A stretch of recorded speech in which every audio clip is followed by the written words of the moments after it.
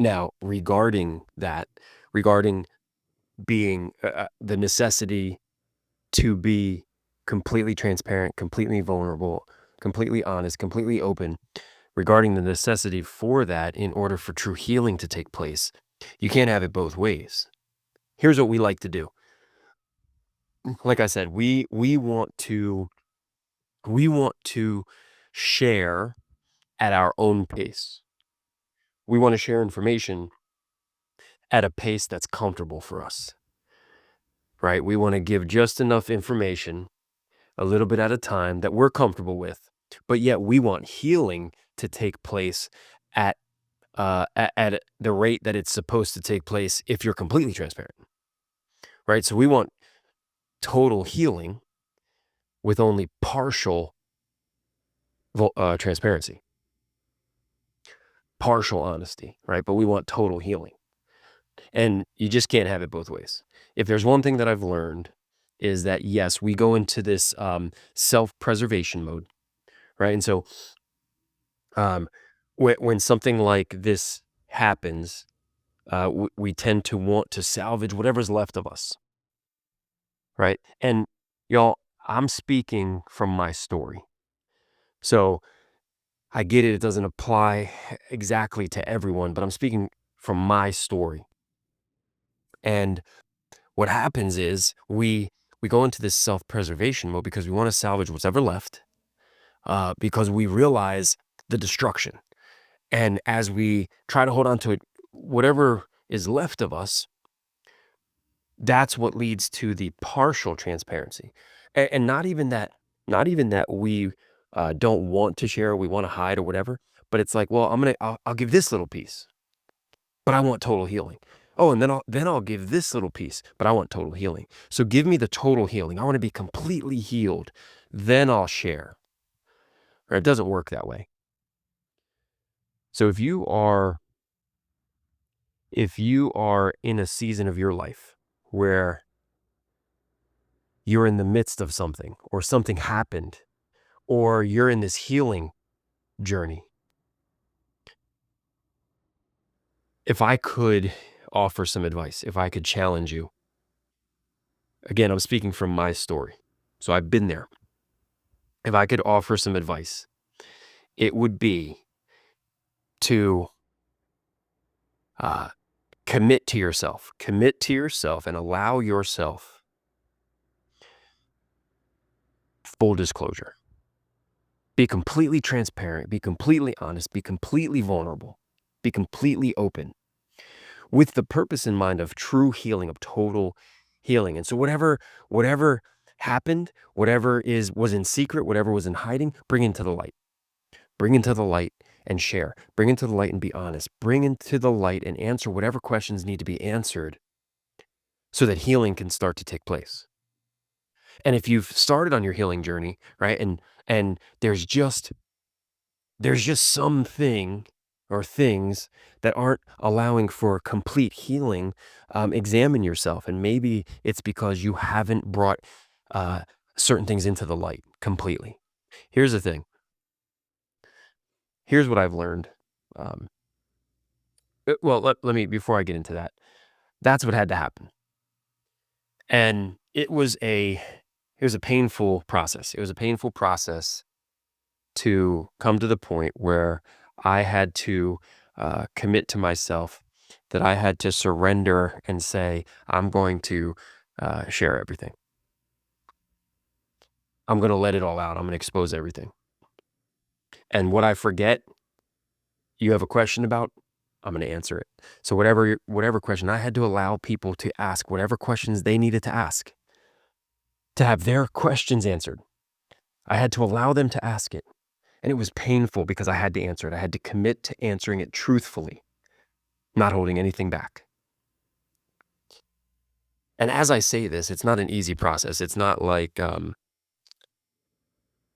you just snap out of it and you're automatically open and honest and it all feels great. And yes, hey, here's this answer. Here's this. You get an answer. You get an answer. Everybody gets an answer. It's not like that. Okay. It's hard. It's tough. And that's why it's a commitment. It's a process. It's a journey. But if you really want to be healed, and I'm speaking from my story, and I'm speaking, I shared about the affair, and so that's sort of the topic here, but it's in regards to anything. If you want to be truly healed from an addiction, if you want to be truly healed from a flawed personality trait, and I can go onto a lot of things, but you have to make the commitment to yourself, and then there's no negotiating. There's no negotiating with yourself. You have to make the commitment that you are going to be fully exposed. You're going to fully surrender every bit of the information and details, and you're going to be willing to answer any questions that need to be answered, and you're going to answer them truthfully, and you're going to face it head on.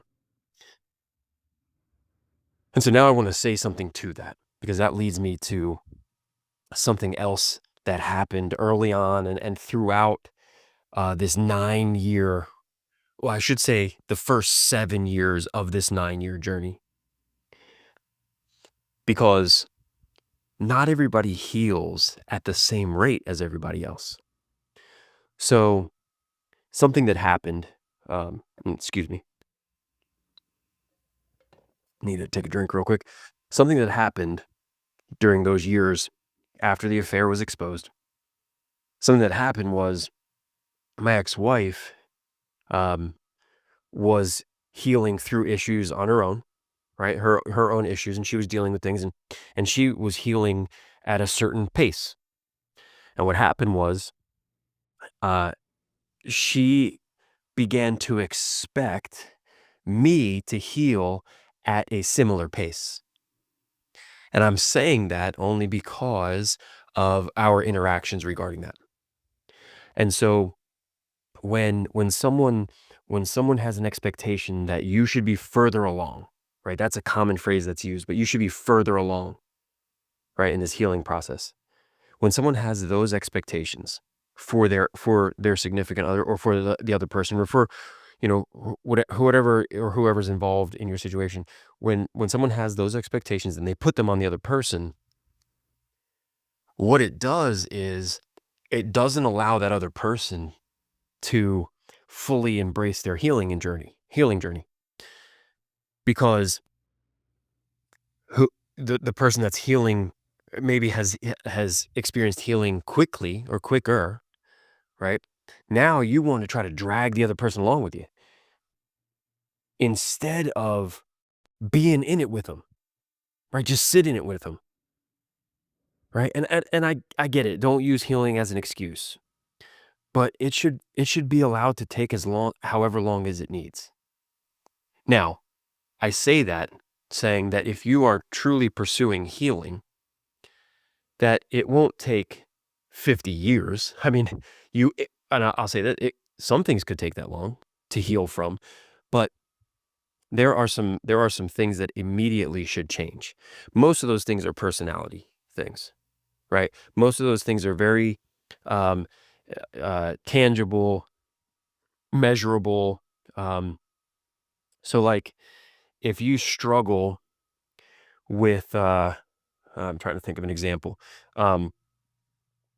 If you, let's say this, okay, here's an example. If you struggle with providing details for something, right? Let's say you give short answers, or and it seems kind of like you don't want to give the whole story to something. Okay, that's something that should change immediately, because that's easy. Just share the whole story, right? That doesn't take a lot of healing from, right? That's a small thing where if that was a thing in your marriage or in your relationship or whatever the partnership is or whatever your situation is, if that was a thing and it always felt like you were not telling the whole story, or you were hiding something or keeping something from the other person, or that's a very easy and immediate thing that could change, and that should change quickly. Okay, so things like that, right? Being transparent should be able to change quickly, right? So if money's an issue, right, that's something that can change very quickly, right? So like if you were not being truthful about where money goes, that healing doesn't need to take very long, because there's things that you can do that will display change in that area very quickly.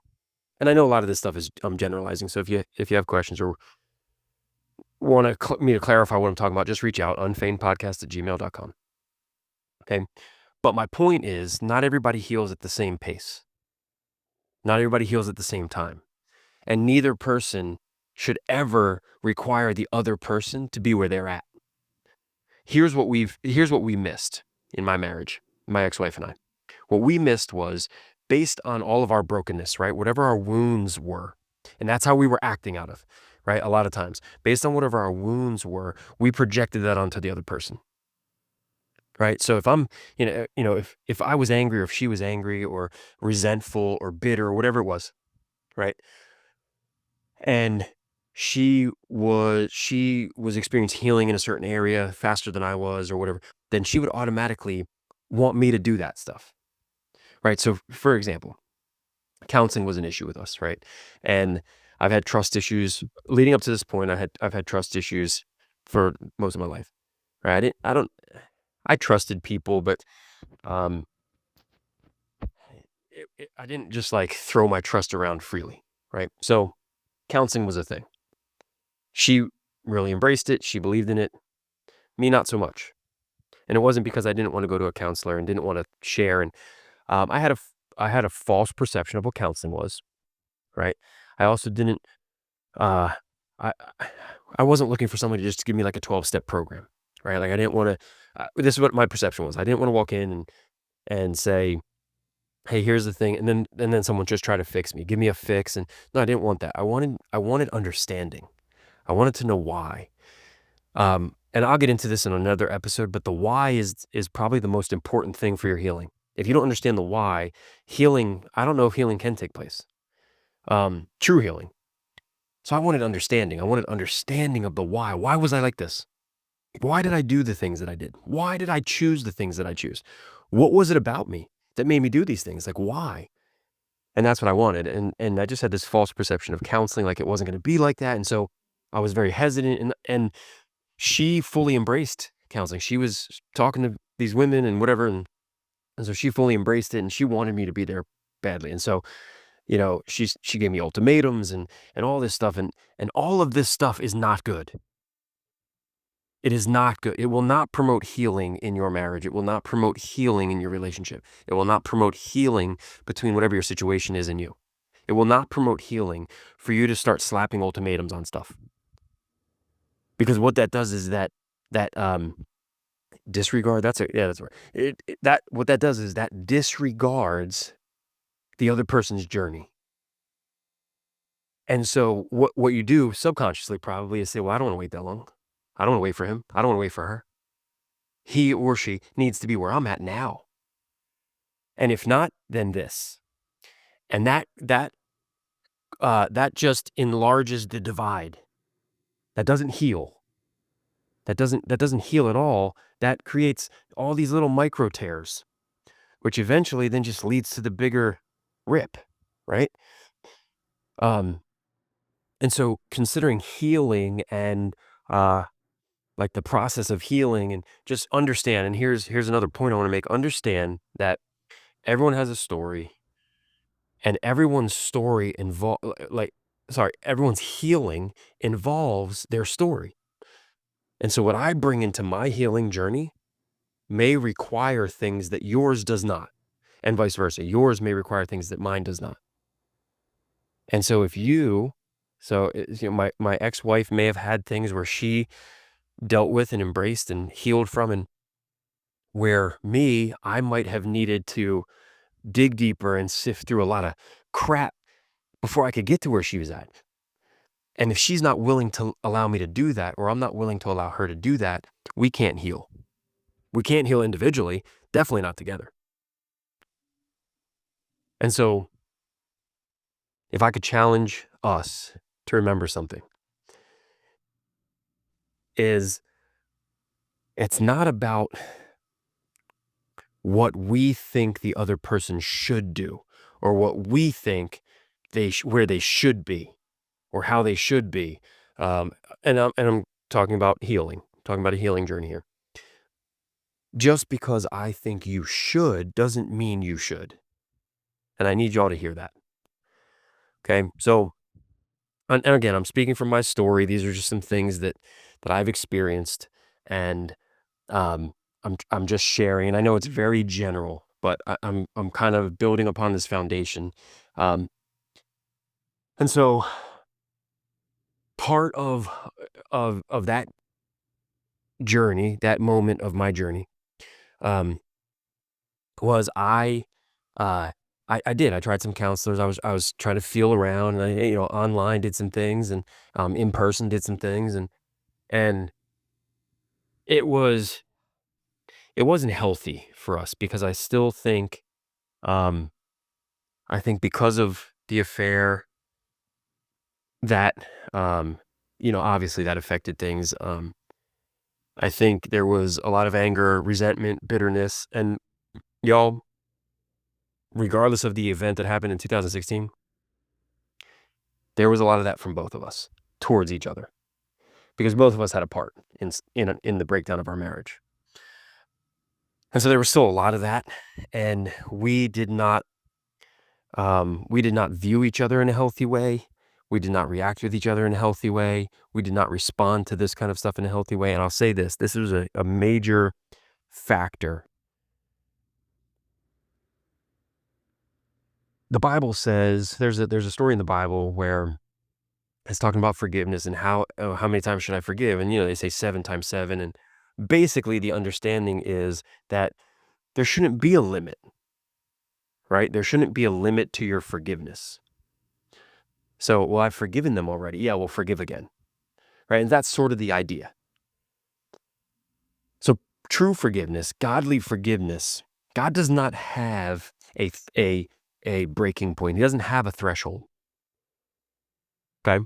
He doesn't have the point of no return where we have just done enough, too much, where now God says, here's the point where I will no longer forgive. Unfortunately, as humans, we do. We have a point of no return. It's different for everyone, but each of us have a breaking point. Some of us are more long suffering, but unfortunately, as humans, right, as people, we have this breaking point. And so we get to a point where we say, now we will no longer forgive. And whatever that is, but you have just done too much. You have done enough. You've reached my breaking point, and now I will no longer forgive. And I think for my story, that's what happened. That's definitely what happened. And it's not an excuse. I'm not justifying anything because, yes, I did a lot. I made a lot of bad choices. My behavior was not good. And okay, so I've done a lot of things. And I've done a lot more than my ex-wife did, right? And I've made a lot more poor choices than my ex-wife did. I'm not saying she never made poor choices and didn't do anything wrong and blah blah blah, but I definitely did more. And her breaking point was different than mine. And so, but I'm not justifying anything like saying, well, she should just keep forgiving. That's not what this is about. What I am saying though is I think that's what happened. Is unfortunately, um, you know, there was a breaking point that was reached where there was no longer forgiveness extended. But that's besides the point. Okay, so we're doing some counseling. We ended up trying to go to counseling together and things like that. But I don't think true healing ever took place because we didn't allow the other person to heal. Here's what I mean by that. My ex-wife had her opinions, had her preconceived notions, had her resentment, her bitterness, her anger, her hurt, her sadness. I can go down the list. All justified. Not saying it wasn't legit. I'm not saying she shouldn't have felt those things. But what I am saying is she had all that, and she allowed all of that to get in the way of her allowing me to heal. It also got in the way of allowing her to sit in it with me to heal. So I don't think that we allowed each other to heal. And because of all this, and there was resentment on my part too, because I'm like, well, listen, I'm not where you're at. I'm not there yet. I'll get there, but I'm not there. And so I didn't allow her to be with me in the healing. She didn't allow me to be with her in the healing. And so ultimately, we did not heal together. We couldn't, based on how we viewed each other, based on how we saw each other, based on how we projected our insecurities onto each other. We did not allow each other to heal with each other. So something else I'd like to challenge us with is sometimes if you really want true healing to take place, and I know I'm talking about relationships right now, but if you really want true healing to take place, but this could be an addiction, this could be anything. But if you really want true healing to take place, it's not going to feel good, because there are a couple things you have to do. First, you have to confront what it is, right? And we talked a little bit about being, totally exposed. So you have to bring it all into the light, right? You have to come face to face with it. That doesn't feel good. That hurts. Then you have to agree. You have to surrender your anger, your bitterness, your pride, your resentment, your control, which ultimately is what it really is. But you have to relinquish that control and say, I know this is going to hurt. I know this is going to hurt, but if I want true healing, if we want true healing, this is what is necessary. I need to do this. And then you have to sit in it. You have to sit in it. If it's something you're trying to heal from, you got to sit in it. If you're trying to heal together or with someone, then you have to sit in it together. If you're not willing to be totally exposed, if you're not willing to confront, bring everything into the light, if you're not willing to relinquish total control, and you're not willing to sit in it, then you're not willing to heal. You won't experience true healing. The other thing is, and maybe one of the bigger aspects of it is, regardless of the hurt, regardless of the pain, regardless of the fear, regardless of your desire not to feel like doing it, you have to be willing to do everything it takes. And it doesn't always necessarily mean, your partner has a to-do list and you have a to-do list and you have to be willing to do everything on their to-do list, because that gets silly.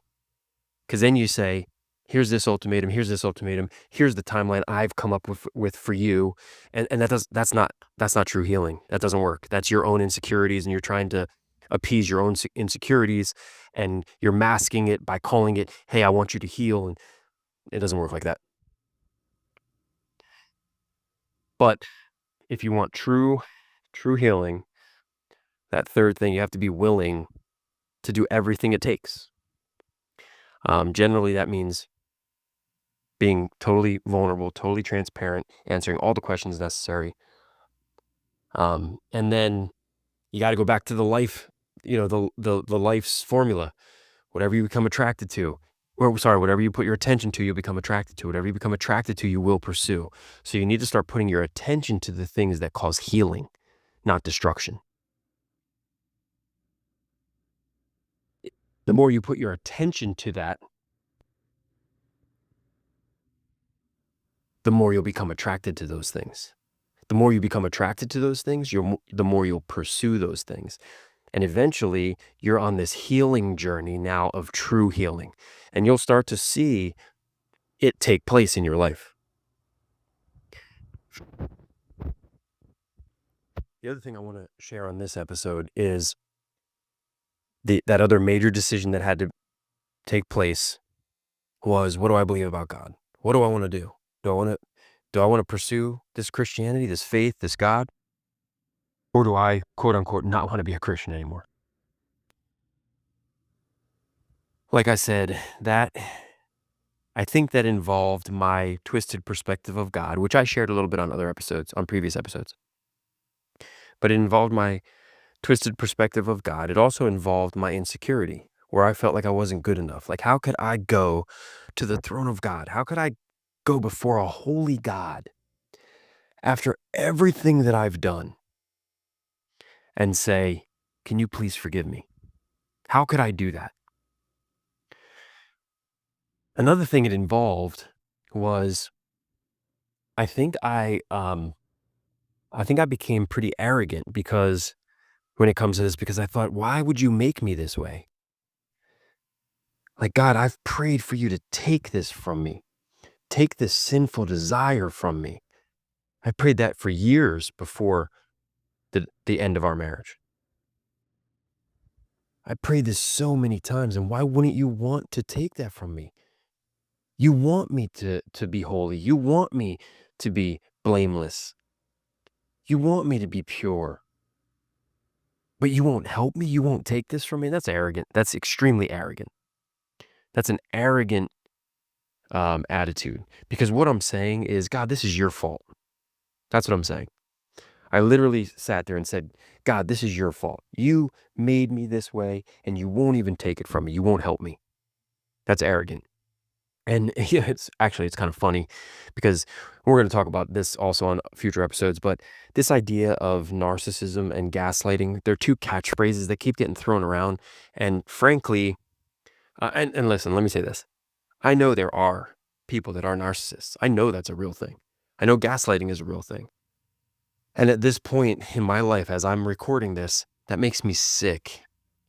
And it makes me, honestly, it makes me want to kick the crap out of people that are narcissists, that act like that, or that gaslight and, and blame everybody for everything else or blame everyone else. And it really does. It makes me sick to think about people like that. So I know it's real.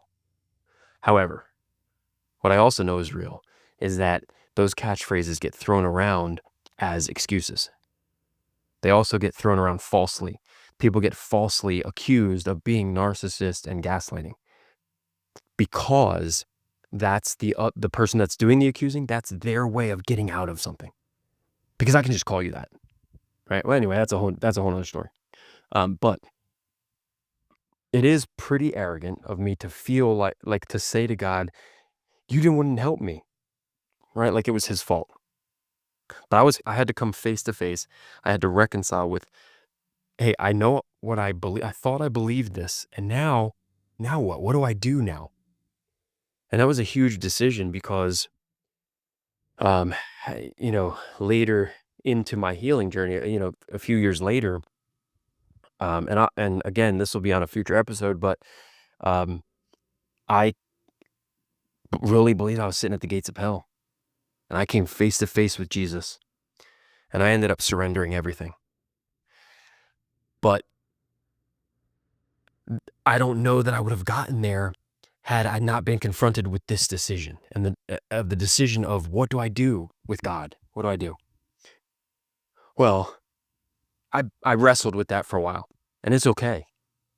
It's okay to admit to God, I don't know what I believe. I really don't. And I hate this. And God, honestly, I'm sorry. I hate you sometimes I think God wants our heart. This is part of being totally transparent and totally vulnerable.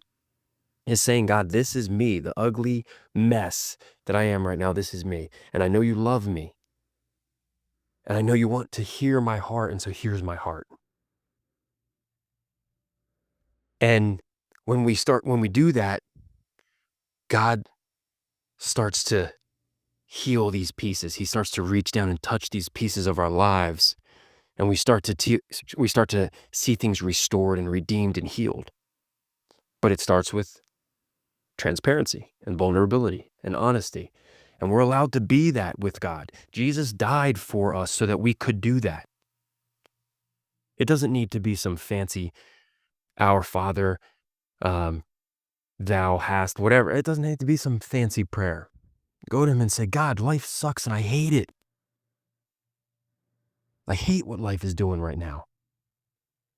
I'm wandering. I don't know what to do. I don't know where to go. Where are you? I feel like you're not even here. Like it's okay to go to God with this stuff. But here's the thing. If we're seeking true healing and we're really seeking God's hand on our life, when we do that, we need to lay it all out there and totally exhaust ourselves and break down at the feet of Jesus and say, God, I can't do this. Everything is surrendered. It's all yours. Just please don't let me go. But I would have never got to that place, which I did years later. I would have never got to that place had I made the wrong choice. I shouldn't say that I would never, but I don't know what life would have been like had I not decided to pursue God. And I'm really gonna figure out what I believe. And so that's what that decision involved for me. And it was part of my friendship was a lot of shit to sit through and to sit in and to sift through. And so the next few years were sifting through all my shit. And it was hard and it was painful. And people involved got seriously hurt. There was a lot of damage done. There was a lot of destruction. It was all part of my healing journey. Y'all, I don't know if I'm getting to this story slower than I had hoped. But I don't want to take more time on this episode. I don't want to be too lengthy. So next episode, we're going to get into, we're going to fast forward a little bit, and we're going to get to, because this isn't a marriage podcast or my relationship podcaster. So we're going to fast forward to the point where my marriage was over and I was kicked out. And we're going to talk about how my healing journey progressed from that point. And kind of how my story evolved at that point. So y'all, I really, truly appreciate y'all listening. I truly appreciate y'all coming along with me on this journey. Again, I want us to grow together. I want us to heal together. I want us to experience our healing journeys together. And so I want you to share your stories with me. I want you to share your questions, your ideas, your thoughts, your stories. Unfeignedpodcast@gmail.com. Unfeignedpodcast@gmail.com. Reach out to me. I will read everything that is sent to me. And again, I would love to get y'all on the podcast. I would love to have people on the podcast where we can, learn from each other's stories, and people that are listening can learn from our stories. So y'all, I hope you were encouraged. I hope you're challenged. I hope we all are learning and growing. And again, thank you for being on this journey with me. And until next time, we'll see you then.